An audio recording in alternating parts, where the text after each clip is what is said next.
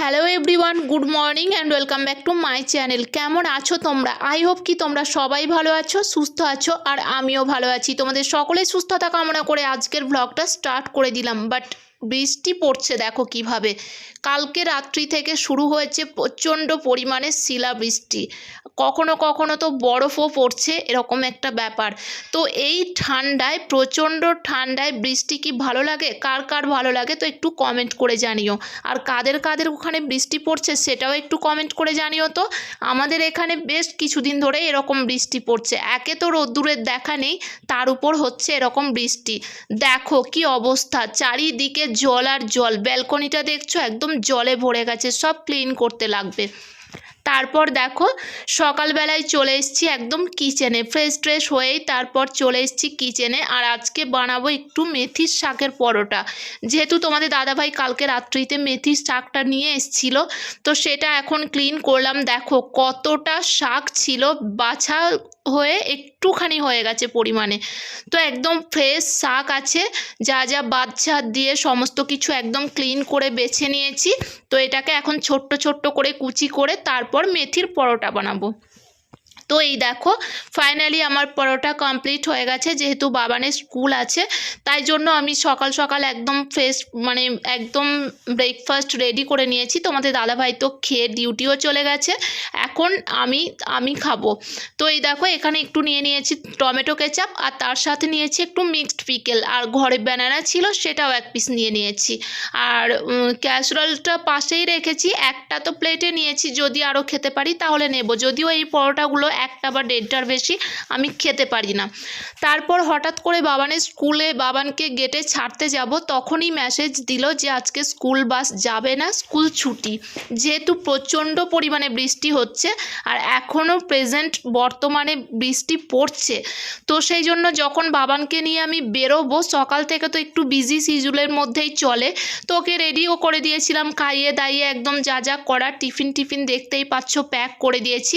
তো তারপর হঠাৎ করে স্কুল থেকে মেসেজ আসলো যে আজকে স্কুল বাস যাবে না, স্কুল ছুটি ব্যাড ওয়েদারের জন্য। তো চলো ঠিক আছে, তারপর বাবানের সমস্ত ইউনিফর্ম খুলে একদম ওকে চেঞ্জ করে দিলাম। আর তারপর ও একটু খেলাধুলো করলো, যেহেতু সকালে ওর খাওয়া হয়ে গেছে স্কুল যাবে বলে। আর তারপর ও টিফিন বক্সটাও আমি রেডি করে দিয়েছিলাম। তো সেই জন্য যখন 10:30 11টার দিকে আবার ওদের স্কুলে টিফিন দেয়, সেই টাইমে ওকে আমি বললাম ঠিক আছে পাপা, এবারে তুমি তোমার টিফিনটা ফিনিশ করে দাও। তো সেই মতো ও টিফিনটা এখন নিজে নিজে ওপেন করছে বক্সটা, আর তারপর ও নিজেই কিভাবে খেতে শিখেছে সেটা দেখো। वेलकम। ठीक है, खा लो, फिनिश कर लो। स्कूल छुट्टी है ना, तो अभी घर में ही खाना पड़ेगा, ठीक है? टोमेटो केचप है उसमें, खोलो। और वाटर बॉटल में पानी भी है, पी लेना, ठीक है? जैसे स्कूल में फिनिश करते हो वैसे ही फिनिश कर देना, ठीक है? मम्मी आप गुड बॉय हो ना? ओके, फिनिश कर लो।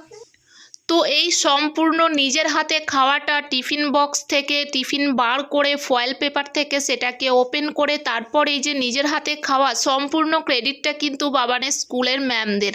তো তারাই বাবানকে শিখিয়েছে এইভাবে খাওয়ার। আর বাবান স্কুলে যেভাবে টেবিলে বসে খায়, এখানেও তো বাবানের একটা টেবিল এরকম দিয়েছে ছোট, তো সেই টেবিলটাকে এখানে দিয়ে দিয়েছি। ও এখন বসে এনজয় করছে আর ও টিফিনটা বেশ ফিনিশ করছে।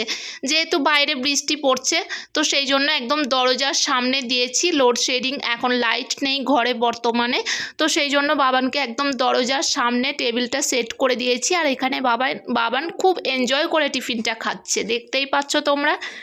তো তারপর আমি বাবানকে একটু হোম টাস্ক দিয়েছিলাম, যেগুলো কালারিং করা সেগুলো ওকে দিয়েছিলাম, যাতে ও সেটা নিয়ে একটু অ্যাক্টিভ থাকে। তো সেগুলো বাবান বেশ আপন খেয়ালে টুকটুক করে করবে, আর ততক্ষণ পর্যন্ত আমি যা যা ঘরের কাজ সেগুলো কমপ্লিট করে নেব। তো দেখো আমার লাঞ্চ বানানোও হয়ে গেছে। আজকে বানিয়েছি সয়াবিন আলুর তরকারি, আর এখানে রয়েছে ছোলার ডাল, আর তার সাথে ভাত। তো সেরকম বেশি কিছু বানাইনি, যেহেতু বাবান আছে, ওর হোম টাস্ক, যেহেতু স্কুল ছুটি মেসেজ দিয়ে দিয়েছে হোম টাস্ক সেগুলো ওকে করাতে হচ্ছে, তো সেগুলো দেখলাম সঙ্গেই করিয়ে দিই, তো সেগুলোও কিছুটা করিয়ে দিলাম। আর কালারিংগুলো ওকে নিজে নিজে কাজ দিয়েছি, ও অ্যাক্টিভ থাকার জন্য ও নিজেই করছে সেগুলো। তারপর দুপুরে খাওয়া দাওয়ার পর তোমাদের দাদাভাই চলে গেল আবারও ডিউটি, আর বাবানকে ঘুম পাড়িয়ে দিলাম, যেহেতু ও দুপুরে খাওয়ার পরে ঘুমিয়ে পড়ে, তো ওকে সেই মতো ও রুটিন মতো ঘুম পাড়িয়ে দিলাম। আর আমি দেখলাম ফ্রিজে অনেকটা দুধ জমে গেছে, 3 প্যাকেট দুধ আছে, মানে 1.5 লিটার দুধ ফ্রিজে এক্সট্রা আছে। মানে বাবানের একটু শরীরটা খারাপ, যেহেতু কয়েকদিন থেকে ও বমি করছে খাওয়ার পরে, ঠিকঠাকভাবে খেতে পারছে না, তো সেই জন্য আর দুধটা ওকে খাওয়াইনি। তো একটু একটু দুধ সেটা তোমাদের দাদাভাই খায়, আমি তো সেরকমভাবে দুধ খুব একটা পছন্দ করি না। আর তোমাদের দাদাভাইয়েরও ছিল কালকে নাইট ডিউটি, তো সেই জন্য কালকে আর দুধ জালই দিইনি। কি করব, জাল দিয়ে ফালতু পড়ে থাকবে, তার থেকে ফ্রিজে আছে থাক।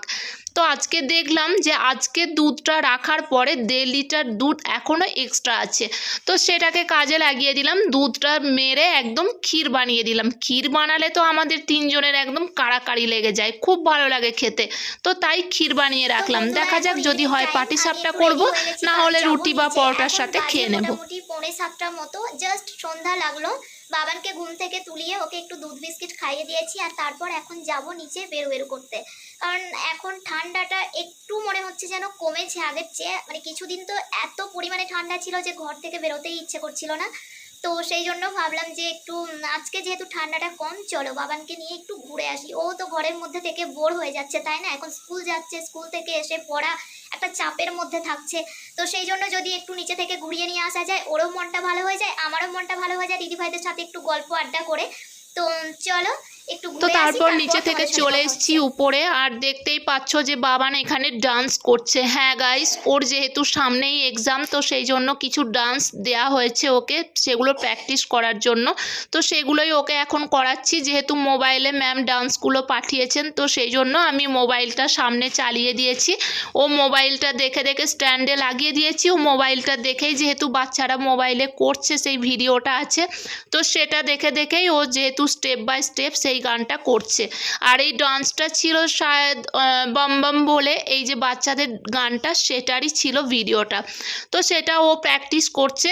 তো এরকমই ওকে অ্যাক্টিভ রাখা যায়, খুব একটা দুষ্টুমি তো করে না। ওকে এরকম কোনো একটা কাজ দিলে বেশ ভালোই সেই কাজটা মনোযোগ দিয়ে করে, বাট তবুও ছোট, তো এইটুকু বয়সে পড়াশোনা, নাচ গান, যোগা, সমস্ত কিছু যা যা অ্যাক্টিভ, কালারিং টালারিং, সমস্ত কিছু যতটুকু ওর শেখার ততটুকু ওকে শেখানোর চেষ্টা করছি। শিখছে আস্তে আস্তে, আই হোপ কি আগামী দিনে আরও ভালোভাবে শিখতে পারবে। তো এই দেখো কিভাবে ডান্সটা করছে, দেখছো, আর নিজে নিজেই প্রচুর হাসছে। মানে ও একটু লজ্জা পাচ্ছে স্টেপগুলো করতে, বাট লজ্জা করলে তো হবে না, এটা তো স্টেপের মধ্যেই আছে, তাই না? তো প্রচুর এনজয় করছে এটাতেও। তো আস্তে আস্তে ও এটা প্র্যাকটিস করুক। মোবাইলটা আমি স্ট্যান্ডে লাগিয়ে দিয়েছি, তারপর আমি চলে এসেছি কিচেনে। যেহেতু তোমাদের দাদাভাই এখনও আসেনি, তাই ভাবলাম চলো এই ফাঁকে ঝটপট করে ডিনারটা বানিয়ে নিই।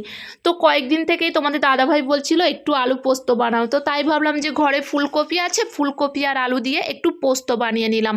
আর রয়েছে মাছের টক, মাছের টকটা করা আছে, তো সেই জন্য মাছের টক দিয়ে আর পোস্ত দিয়েই আজকে ডিনারটা জমে যাবে। আজকে আর কিছু বানাবো না। তারপর বাবানকে আরও যা যা পড়ার সেগুলো একবার ঝটপট করে রিভাইজ করিয়ে দেবো, কারণ বাবানের সামনেই এক্সাম। তো চলো আজকের ভিডিওটা এই পর্যন্তই রাখছি, দেখা হবে আবার নতুন কোনো ভিডিওতে। ততক্ষণ ভালো থেকো, সুস্থ থেকো।